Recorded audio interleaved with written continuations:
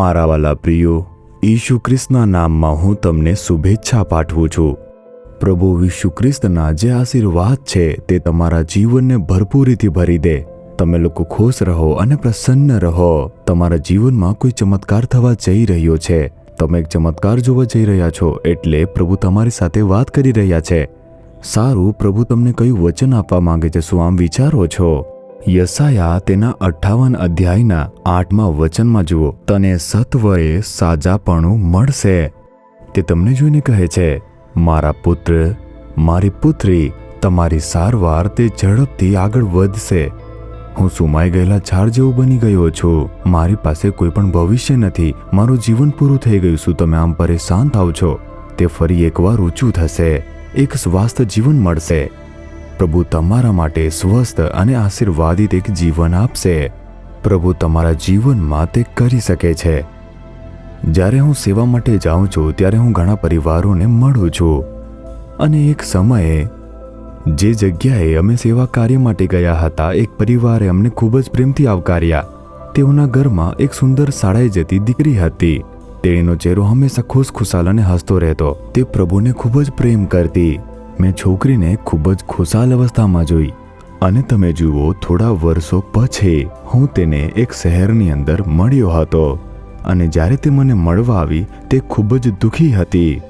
તેણી પહેલા જેવી ન હતી, અને તેનો સુંદર ચહેરો ઉદાસ અને વિચલિત હતો। તેણીનું વજન પણ ઘટી ગયું હતું। તેના ચહેરા પર ઉદાસી દેખાઈ રહી હતી। મેં તેને પૂછ્યું, દીકરી, તું શું કરે છે? તું કેમ પરેશાન લાગે છે? તું કેમ ખુશ નથી? જ્યારે મેં તને ઘણા વર્ષો પહેલા જોયો હતો, તું ખૂબ જ ખુશ રહેતી હતી। તેણીએ કહ્યું, મારા ભવિષ્યની ચિંતા કરવાવાળું મારા ઘરમાં કોઈ પણ નથી। મારા પિતા મારા ભવિષ્ય વિશે વિચારતા નથી। તે મારા માટે જીવન ગોઠવવાનું વિચારતા જ નથી। તેમના જીવનમાં જે કંઈ પણ પ્રભાવિત થયું તેની અસર મારા પર પણ થઈ, અને તેથી મેં મારા ભવિષ્યની આશા ગુમાવી દીધી છે। જુઓ, મારી ઉંમર થતી જાય છે। મેં લગ્ન કરવાની, કુટુંબ રાખવાની, જીવન સેટલ થવાની આ બધી ઈચ્છા ગુમાવી છે। હવે આ શું મારા માટે શક્ય છે? મને આવો પ્રશ્ન થાય છે, અને આ મારા પરિવારને ઘેરાયેલી સમસ્યાના કારણે છે। હું જીવવા ખાતર જ જીવું છું। તેણીએ માનસિક થાક અને વેદના સાથે મને આ કહ્યું। શરૂઆતમાં મેં તેણીને જોયું, તે ખૂબ જ આનંદથી અને ખુશીથી રહેતી હતી। તે હવે તેની પાસે નથી, અને હમણાં જ્યારે મેં તે બાળકીને બરબાદ હાલતમાં જોઈ ત્યારે મારું હૃદય ઉદાસ થઈ ગયું। મેં કહ્યું, ના દીકરી, તું પ્રભુને પ્રેમ કરનાર એક છોકરી છે। તું પ્રભુમાં વિશ્વાસ કરનાર છોકરી છે। તું તારા પિતા તરફ ન જો, તારા પરિવારને તું ન જો, સંજોગોને ન જો। તને જે પ્રેમ કરે છે તે સ્વર્ગીય પિતાને જો, જેમણે તારા માટે પોતાનો જીવ આપ્યો। તે તને એક સુંદર જીવન આપશે। તારું સારું જીવન ઝડપથી હવે આગળ વધવા લાગશે। બધું સમાપ્ત થઈ ગયું છે। મારા જીવનમાં હવે કંઈ નથી એવું ન વિચાર। એક ધન્ય આશીર્વાદિત જીવન તારી રાહ જુએ છે। તેણીએ મારી સામે થોડું સ્મિત કરીને જોયું। વાત સાચી છે દીકરી, પ્રભુ તને આશીર્વાદ આપશે। હું તને ઈશુના નામમાં કહું છું, તું તારા પિતાને કે તારા પરિવારને કે સંજોગોને જોતી નહીં।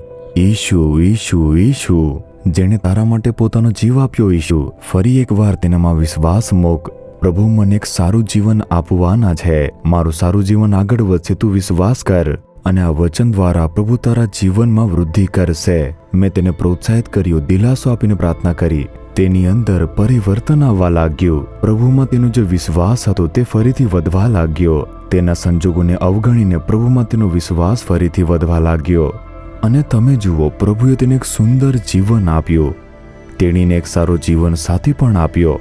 તે કહેતો કે તારે કામ કરવાની જરૂર નથી, તું ઘરે જ રહે, હું કામ કરીશ અને કમાઈશ। તું ઘરમાં રાણીની જેમ રહે અને ઘરની સંભાળ રાખ। તેણીના જે પતિ છે, બાળકો છે, પ્રભુએ તેને ખૂબ ખુશ રાખ્યો છે। તેના જીવનમાં ખૂબ જ આનંદ છે, અને તે ખૂબ આનંદ સાથે મને કહે છે, મેં વિચાર્યું કે મારું જીવન સમાપ્ત થઈ ગયું છે, બસ આટલું જ, પરંતુ પ્રભુએ તમારા કહ્યા પ્રમાણે મને ફરીથી ઉઠાડ્યો અને મને જીવંત બનાવ્યો છે।